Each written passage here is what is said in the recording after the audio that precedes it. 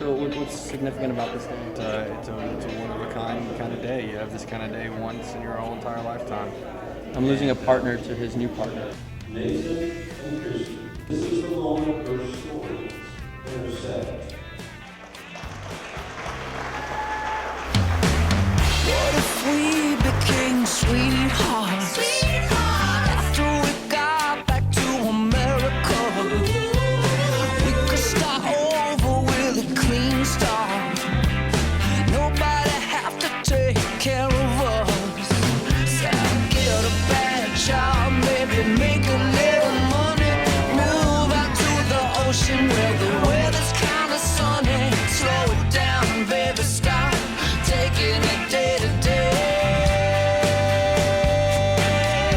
What you say, baby?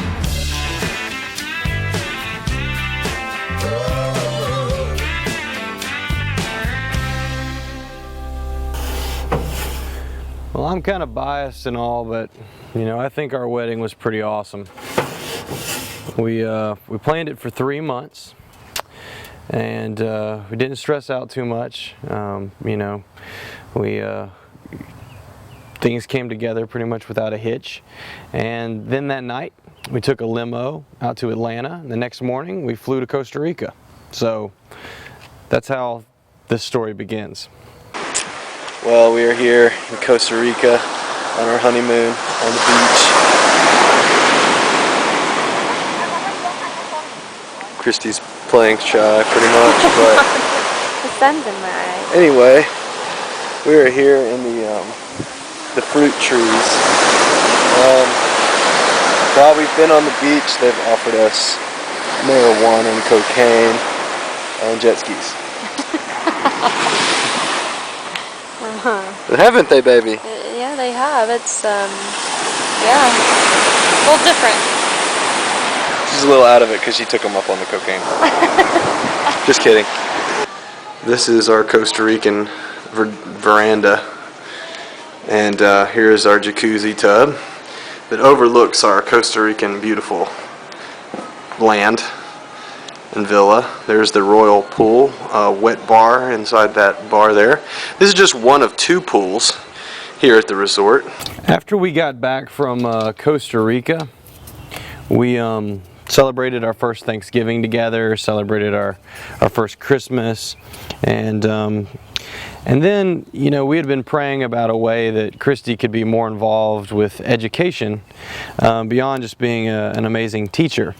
And that's when she was asked to serve on the Governor's Advisory Council, and so that was really cool. And then later she was we had to go and she had to be sworn in by the governor to serve on the Professional Standards Commission. So that was a huge answered prayer and quite an accomplishment for my beautiful bride.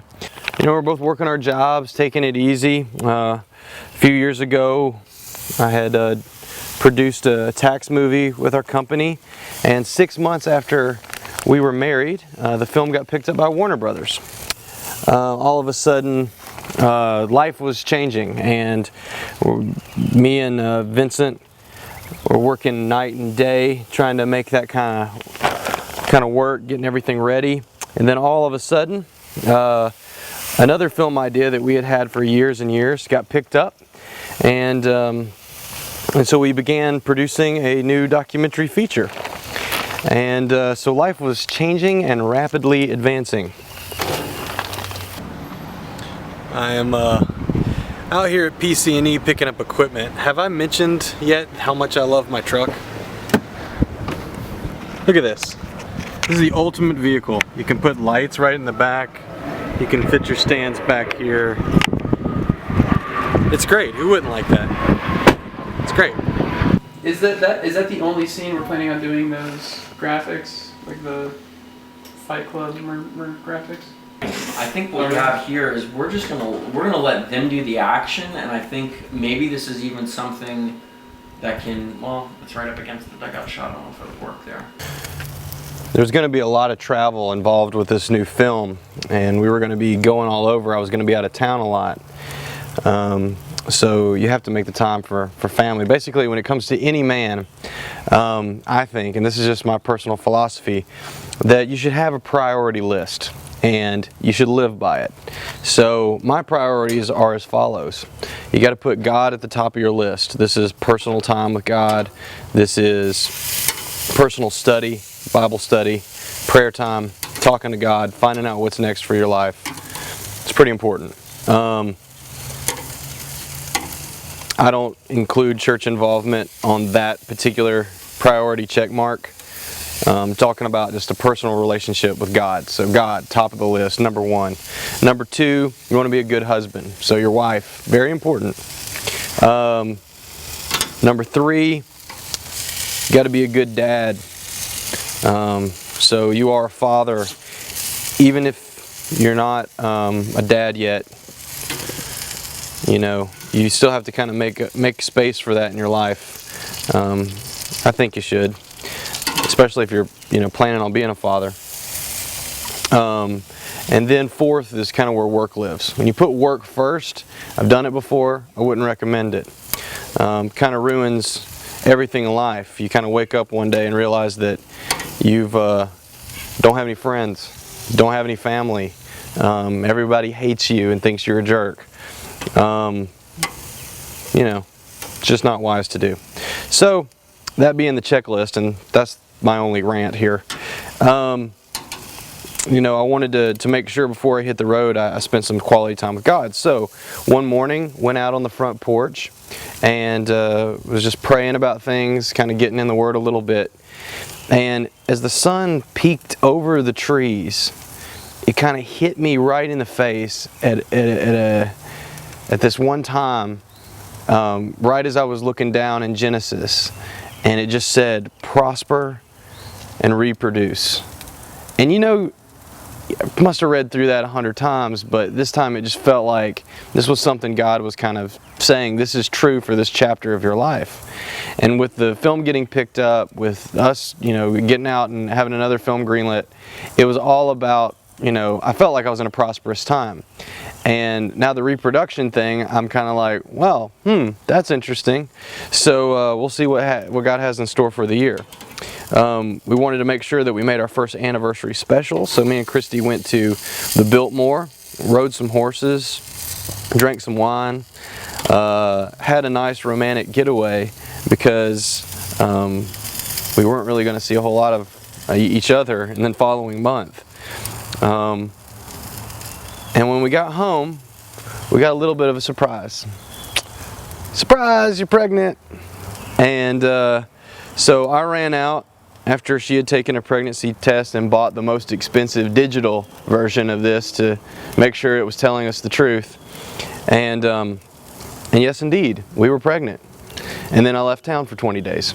From October to March, I traveled, with the crew working on the film. And then on March 10th, we went in for a routine checkup. First of all, we found out that we were having a girl, which was amazing. To kind of see that, ultrasound, and I never have been able to look at the ultrasounds and understand what they were. Like, if you ever showed me an ultrasound before I had seen the one of our child, I had no idea what I was looking at. You really have to see it kind of move and do its thing before you're able to speak that language and interpret what those images are supposed to be. So, I don't know if anybody else feels like that, but when somebody shows me an ultrasound, I'm kind of looking at it going, is it a magic eye? Do I have to cross-eye to kind of, it pops out in 3D? I don't, anyway.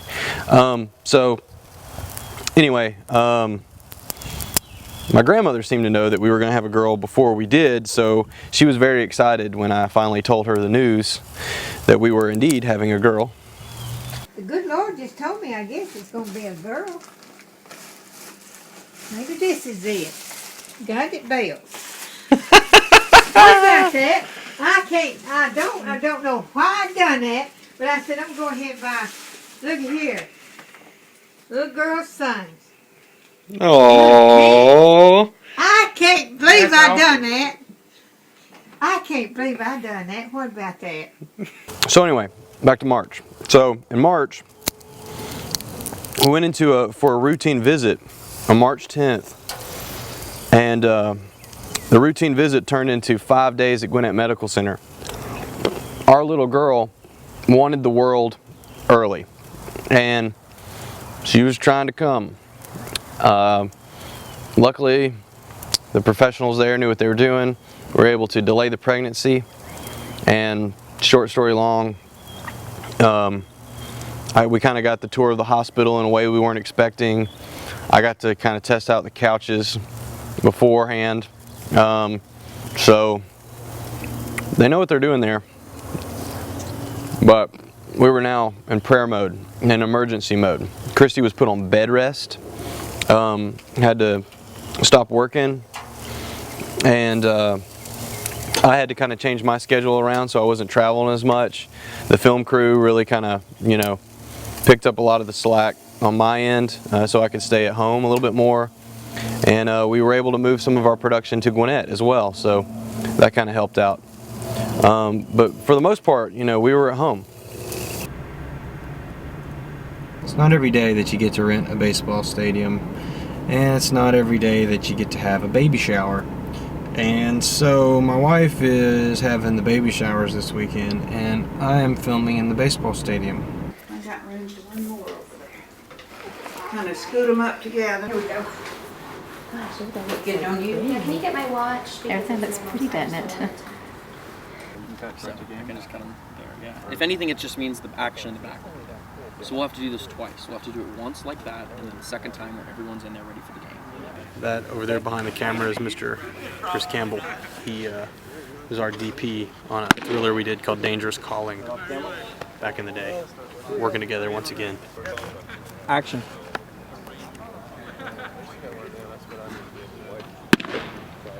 Now, also during this time, my mom had gotten in a pretty bad car accident, so it was kind of rough times in the neighborhood there for a little while.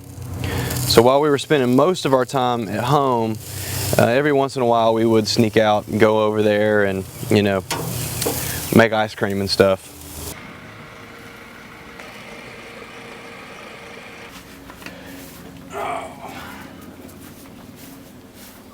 Yeah. You got some eggs. Mm-hmm. Easter eggs. How many you got? 2. 2? 2 is in the same coop. Yeah. They lay eggs on different days, or Yeah, how's I it had work? 4 yesterday. 4 yesterday? It's pretty cool. Alright. What are all the chickens' names? You named them? The Colonel, Churches, Zaxby's, Mrs. Winters. What's the other one? Popeye. And then we have a rooster named Bojangle. Tastes like that caramel candy. You taste that? Yeah. Oh, Little chunks of yeah. candy. Tastes just like that.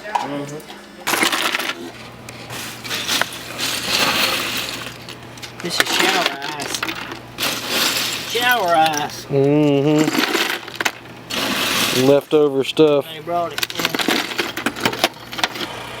We'll find out if it don't work. We'll That's a cheap thing. just stick it in that one. Yeah. They look about the same. Everything's from China. So in time and a lot of prayer, we finally did make it to full term. And that was very exciting because it was kind of on pins and needles, you know, wanting that to, you know, be the case, but praying and really just, you know, trusting in the Lord and trying to do what we were told and, you know, not get out and go bungee jumping or anything like that, to make sure that Miss Caitlin, her name's Caitlin, wasn't going to come early. Was it as hard as that Bible verse was? No. The Bible's extremely hard. It's hard to memorize. It's hard to put on walls. It was today anyways. It's a tough truth. It's hard in every way. I almost gave up, but I hung in there. Especially as a decal. Decal spelled backwards is Satan, so this one's gonna be a pain. Why don't you take it from the bottom up so you don't have to do the individual pieces? So I like to do it the hard way. So I'm a man. I do everything the hard way. I mean, from the bottom up, it's all one piece. I know. Fine. Alright, cool. You win. Intelligent one. When you put your wife first and you put being a father first, it really kind of does make all the difference. And of course, everybody that I work with was more than generous and kind of made it happen and stepped up to the plate and allowed me to be a good husband and a good father and not miss a doctor visit during that time. So I'm appreciative to all of you who helped, and can't thank you enough for what you were doing for my family. We appreciate all the meals that got cooked for us, all the people who kind of showed up, check on Christy, spend time with her here since she couldn't leave the house very much. All the doctors I can't say enough for, and we actually made it. We were very excited that the time had come, and about a week before her original due date, we went to Gwinnett Medical Center and went ahead and induced. Hello, Dada. Hey. Hello. But I'm all right. I'll be all right in a minute. Hey, you. How you doing, sweetheart? Hey, sweetheart. Hey. Hey. What you doing? She know your voice. What you doing? A star is born. Look at that. And then we'll get done. Hey. Then we'll get by. Hey, Mama. You're gonna hold her head. Hello. Hey. Hey. How are you? What if we became sweethearts? After we got back to America, we could start over with a clean start. Nobody have to take care of us. Child, maybe make a little money, move out to the ocean where the weather's kind of sunny. Slow it down, baby, stop taking it day to day. And Caitlin was in the world.